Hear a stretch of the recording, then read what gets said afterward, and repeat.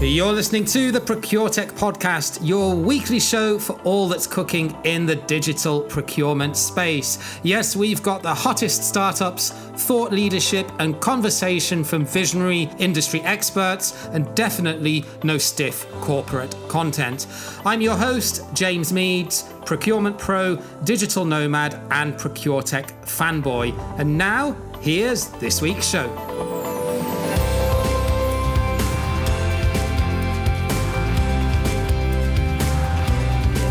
Yes, a very warm welcome to another episode of the Procuretech Podcast, where every time we bring you everything that is fun, exciting, and innovative in the digital procurement space. Today, we're going to be continuing our series talking to industry experts and thought leaders with a gentleman who's actually authored a book on a topic that is pretty divisive within the procurement community. And indeed, the technology itself is almost as old as, well, certainly not almost as old as me, but certainly almost as old as a lot of the ERP systems that are out there. We're talking about e-auctions and e-sourcing. And, we've all had experience of this, for better, for worse, in our careers if we've been in procurement for any given period of time, especially if we've worked in some larger organizations that have adopted some of these platforms that are out there. And depending on what technology we use and what the policy has been internally around how e-auctions and e-sourcing has been deployed, we may be a little bit skeptical about how it works or about the success rate.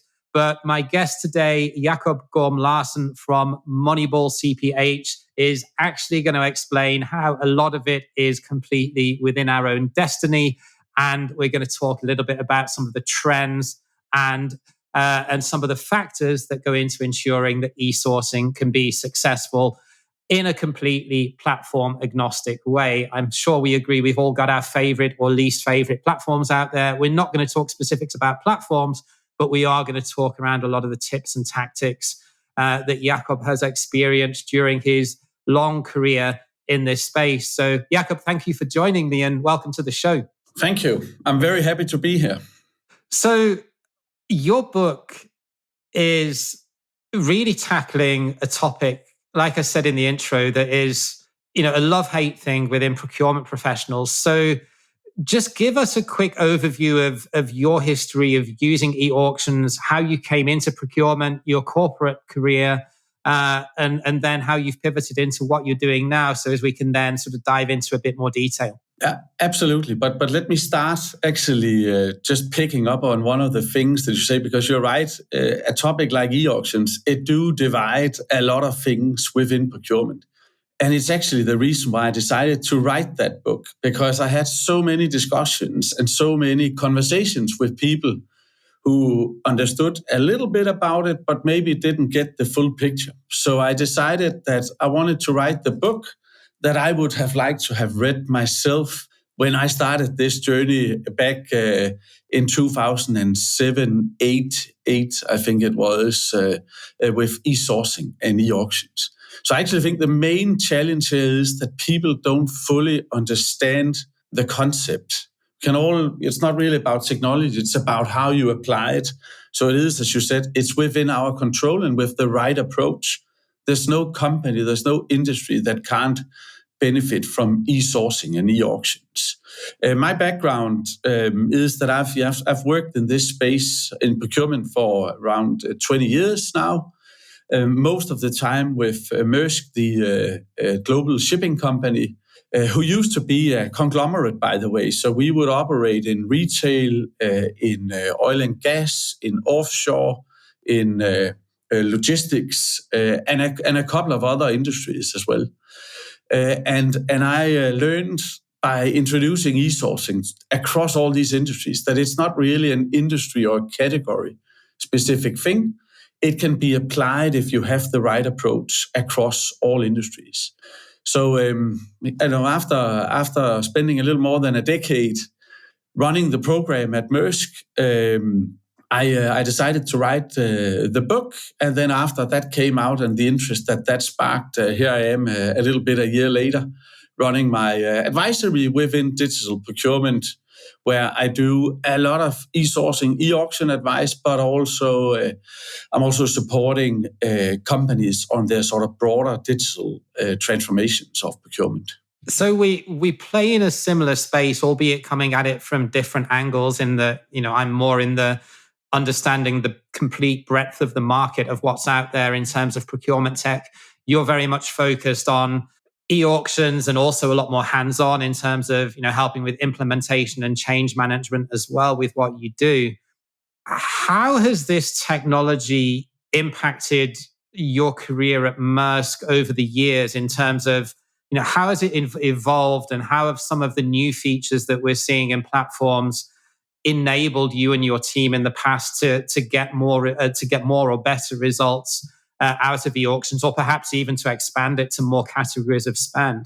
So I think, first of all, it was a fantastic ride that we had with e-sourcing and e-auctions at Maersk. We launched it in a time of, I would say, large or big degree of financial uncertainty, right at the brink of the financial crisis, which really put the company in dire strait and in a lot of challenges, I would say. So we lost a lot of money those years. So there was a desperate need for securing cost savings. Actually, I'd say there's a lot of similarities to the situation right now, where we have record level inflation all over the world. We have a potential recession coming in.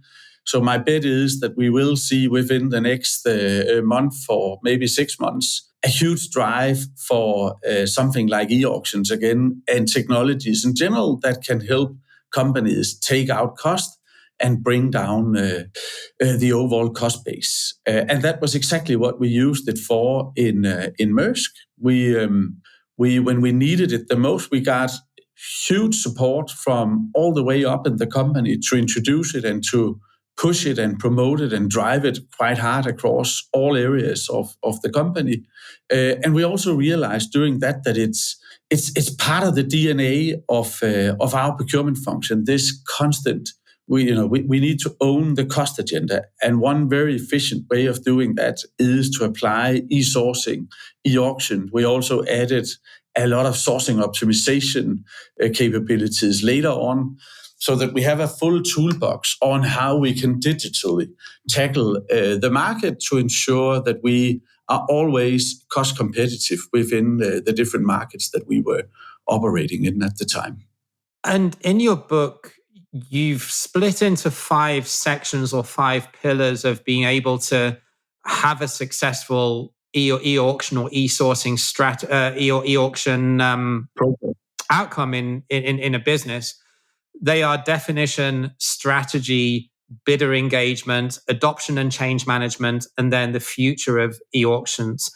I want to tackle the first 2 together because they're kind of combined. So talk to me a little bit about e-auctions versus e-sourcing, first of all, because they're not synonyms, are they? And the definition, a lot of people think of e-auctions as just doing a reverse auction, but the broader e-sourcing and having a single source of truth and non-price factors included in a transparent RFX process is part of that as well. So talk to us about definition and how that impacts the strategy of rolling that out into the business. Yeah, so you're absolutely right. Of course, they're not the same. So e-sourcing is a bit broader in my terminology, at least, and that covers the entire process. Whereas e-auctions is the negotiation part of it, and it is so much more than just a bidding exercise or a simple reverse auction. That's also why in my book I define an e-auction as an online market-driven negotiation based on total value with commitment. And it's important. The definition is absolutely key for understanding the potential of auctions if you drive it strategically. So first of all, it has to be market-driven. So you need, of course, multiple suppliers to participate in your negotiation. But the total value piece is actually another essential part of the definition. So a lot of companies where they fail with auctions is that they don't get the total value part included in their approach. And everybody recognizes that not all suppliers are alike, and not all negotiations, actually, very few negotiations are purely price-based. So if you want a real negotiation, you need to be able to include other parameters. And that's a thing I cover extensively. And it's probably one of the top myths, that e-auctions, that's just about price. Well, if you don't fully understand it, yes, then it might only be about price. But if you do it right, you can include any parameter in your auctions. And that's a prerequisite for the last and maybe the most important part of the definition, which is commitment. If you don't commit or award based on the auction result, it's not a real negotiation. Then it's a market benchmark exercise. And that's where you get a lot of the bidder frustration in as well, because why are we doing this? Are we doing this just to give you a benchmark, and then we waste the time and we play negotiation here? Yeah, so as they can just go and beat up their incumbent supplier, right? And that's where it becomes short-sighted and where it's not sustainable. You have to treat suppliers with respect. You have to be consistent. You have to award business with how you've said you're going to do it upfront. So commitment, in my view, is an absolutely essential part of running a sustainable auction program. If you do that, then you'll also get the respect and the acceptance from your supply base to participate in these events. And that comes nicely then to the next part, which is about bidder engagement, and then going on from there around adoption internally and taking people on the change management journey. But before we do that, I wanted to just touch on some of the biggest impacts of technological change when it comes to e-auction software, because you mentioned, we spoke a little bit just about non-price factors.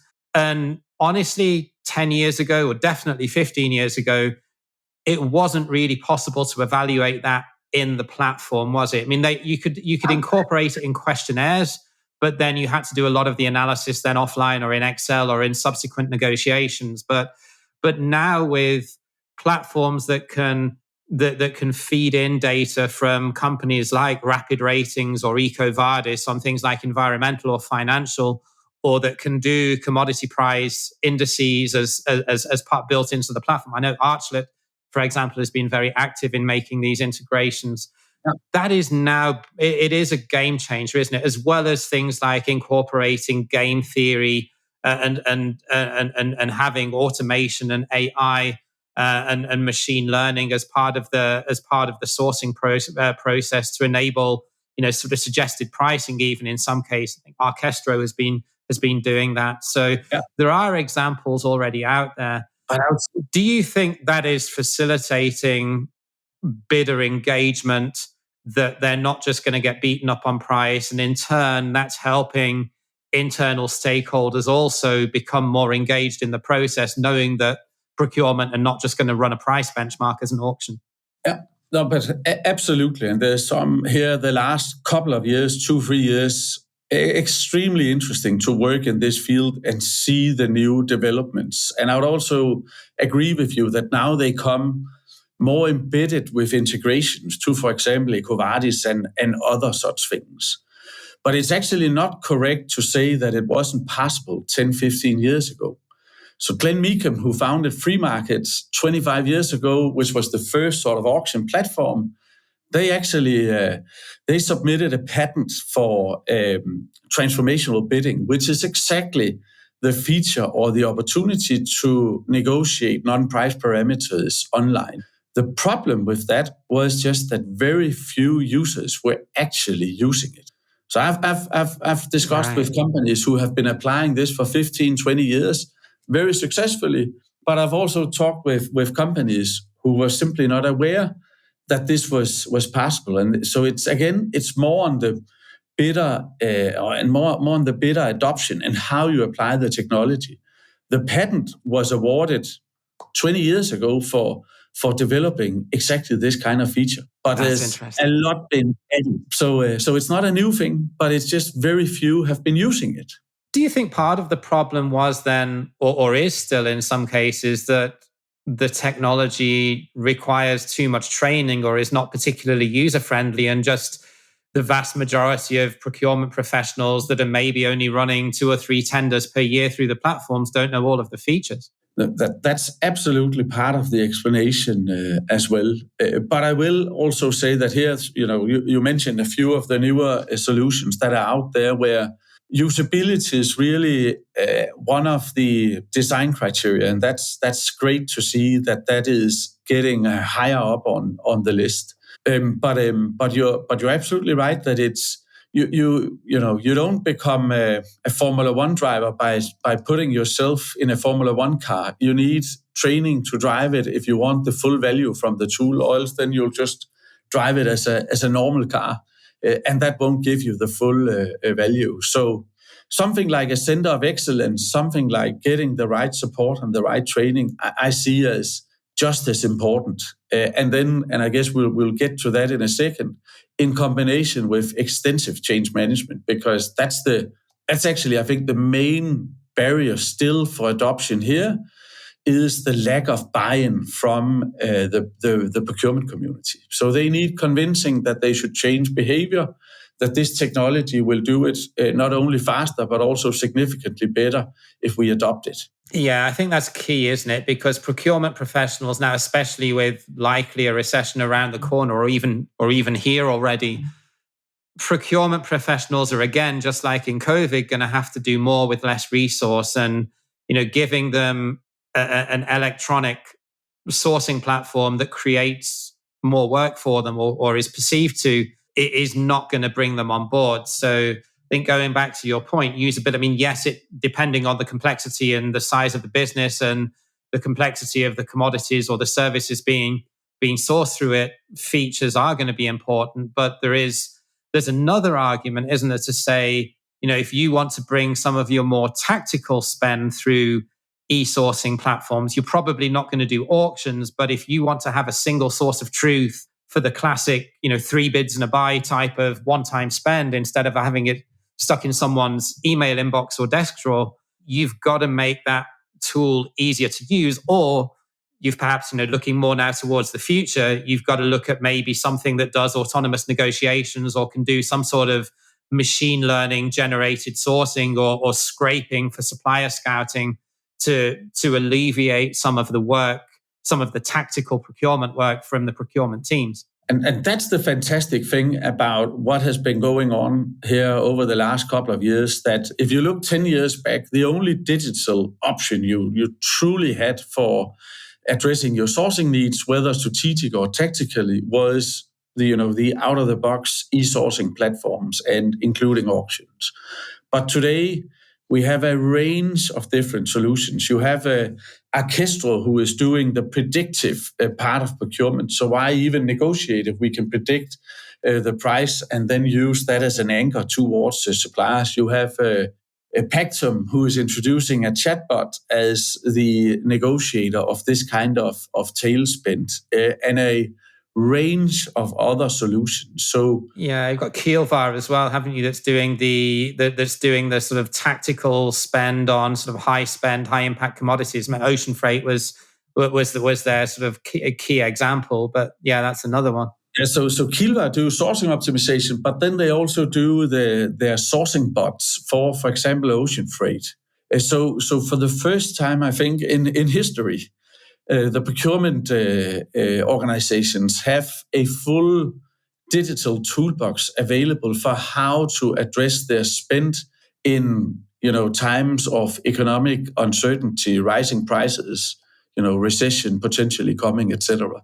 And I think that will be extremely interesting, and I think it'll be a differentiator. So those organizations who manage to truly embrace all of these opportunities, turn their spend fast and efficient, versus the laggards that are still not, still struggling with just getting started on digital sourcing. You'll see a huge spread between how those organizations perform, and I think that'll come out pretty clear here over the next year or so. Hey, so just a quick interlude to let you know about procurementsoftware.site. This is a new website that I recently launched to give you, the listener, a free-to-access, intuitive guide to digital procurement technology. You can filter on a multitude of different criteria and pick out a short list of procurement software solutions that are relevant to your business and your needs in less time than it takes to boil an egg. No corporate subscriptions, no complex jargon, and definitely no pay-to-play model. We are a completely transparent, open book, and we really want to get your feedback on what we can really do to make this user experience better and constantly improve so as we're providing value to you. Check out procurementsoftware.site. And now let's get right back to this week's podcast.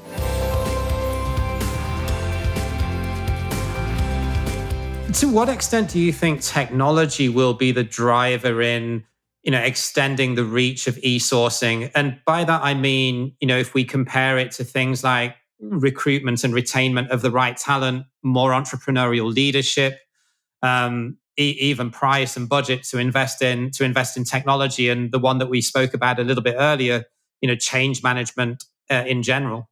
I don't actually. I think it's 90% people driven. So it's not really the technology. It's all in the heads of the people who need to apply it. But I do think that we'll see, when you look at recruitment for procurement positions, you would see more focus on how data savvy are you? Are you able to juggle and do analytics on large data sets? But also how tech or digital savvy are you, and how is your mindset on those things? So I think the days will soon be gone where you have the old school negotiator who has done this for 30 years and I'll go in and then I'll swing suppliers around and get a good deal. I think we'll soon see the last of those profiles, and it'll be much more digital savvy people who, with the use of different technologies for different problems, will be sort of the top performers or the stars of the procurement community in the future. No, Jacob, I completely agree with you. And I also think in terms of leadership as well, the technocrat or the policeman will soon become a thing of the past and will be focused more on sort of entrepreneurial mindset and agility in terms of getting things done rather than following a process, or I certainly hope so. Final question. I know you're a busy guy and you've got another meeting to run to. So if anyone would like to find out more about you or connect, or perhaps get a copy of the book, where is the best place that they can reach you? So LinkedIn, I'm pretty active on, and people are always welcome to reach out. I also have my webpage, moneyballcph.com, where you can find information both on the services we offer, the book, and how to get connected. So LinkedIn or the webpage, moneyballcph.com. And we will link to all of those in the show notes. Jacob, it's been an absolute pleasure. I could talk to you probably for an hour on this over a beer at some point, and I'm sure we will at some point in future get the opportunity to do that. But thank you very much for coming on. Pleasure to talk to you, and good luck with your future ventures. Thank you, and good to meet you, James. Bye. So that was a quick 20-minute masterclass on e-sourcing and ensuring that it can be a success in your business. Check out the links if you'd like to connect with Jacob. In the meantime, if you're looking to get a complete overview of what's out there in the e-sourcing space, we've got, I think, 26 solutions listed on procurementsoftware.site, depending on what specifics you're looking for. Head over there and use the filters to find what you're looking for, and hopefully we can find the right solution for your particular needs. Thank you again for listening to the podcast. Appreciate every single one of you that downloads what we're doing here. Until next time, take care and bye for now.